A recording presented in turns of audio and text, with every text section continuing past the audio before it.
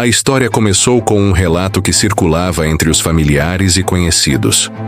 O sobrinho de seu Jorge havia gravado um áudio detalhado, explicando o que levou à tragédia que chocou a região. Ele contou que havia sinais e que eles estavam ali o tempo todo, mas foram ignorados. Segundo ele, a onça que vivia rondando o pesqueiro parecia já ter escolhido seu Jorge como parte do seu território.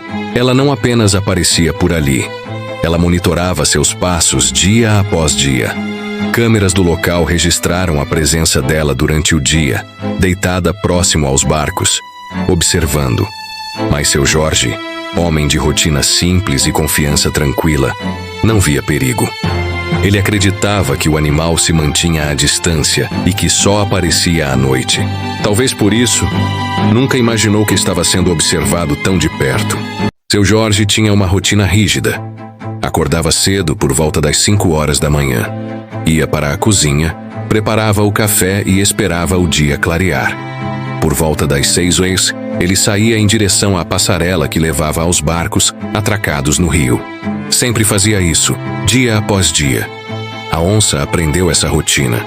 Ela observava de longe, escondida entre os coqueiros e o mato ralo que circunda a passarela. Segundo o relato do sobrinho, as câmeras chegaram a captá-la se movimentando por ali durante o dia. Era como se ela estudasse os hábitos de seu Jorge, esperando o momento certo. Na manhã da tragédia, ela se posicionou atrás de um pé de acuri, silenciosa, imóvel. Seu Jorge saiu como sempre, tranquilo. Mas naquele dia, havia olhos sobre ele, olhos atentos e selvagens. Naquela manhã, enquanto seu Jorge caminhava em direção aos barcos, ele percebeu algo estranho. Um movimento, um olhar. Ele viu a onça, mas já era tarde. A distância entre eles era curta demais para fugir com segurança. As imagens captadas pelas câmeras mostraram a tentativa desesperada dele de voltar para casa. Mas a onça foi mais rápida. Ela deu a volta, cortando o caminho por terra e bloqueou o retorno. Encurralado, seu Jorge tentou uma última alternativa. Correu em direção aos barcos, tentando despistá-la pela plataforma, mas ela também correu. Seguiu pela beirada da estrutura de madeira, saltou sobre uma das grades e, num movimento rápido, atacou. Foi ali, diante do rio que ele tanto conhecia, que ela o alcançou. O golpe foi certeiro e rápido. Ele tentou se defender, mas não teve chance. O ataque foi rápido e fatal. A onça pegou na cabeça de seu Jorge.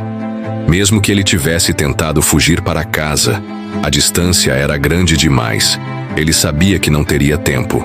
Se estivesse armado, talvez a história fosse diferente, como sugeriram os familiares. Mas naquela manhã, ele saiu desprotegido como sempre fazia. As imagens do confronto foram gravadas, mas nunca divulgadas. Por respeito à dor da família e à figura respeitada que seu Jorge era na região, o vídeo foi mantido em sigilo.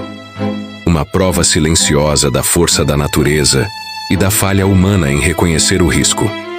Esse episódio não é apenas uma tragédia isolada. É um alerta educativo. Animais silvestres como a onça não atacam por maldade. Eles seguem seus instintos. E quando o ser humano se aproxima demais, sem cautela, a convivência vira conflito. Se você vive ou trabalha em áreas próximas à mata ou rios, jamais subestime os sinais da natureza. Câmeras, rotinas, trilhas, tudo pode virar informação para um predador. Atenção, preparo e respeito são essenciais para preservar a vida, tanto a sua quanto a dos animais.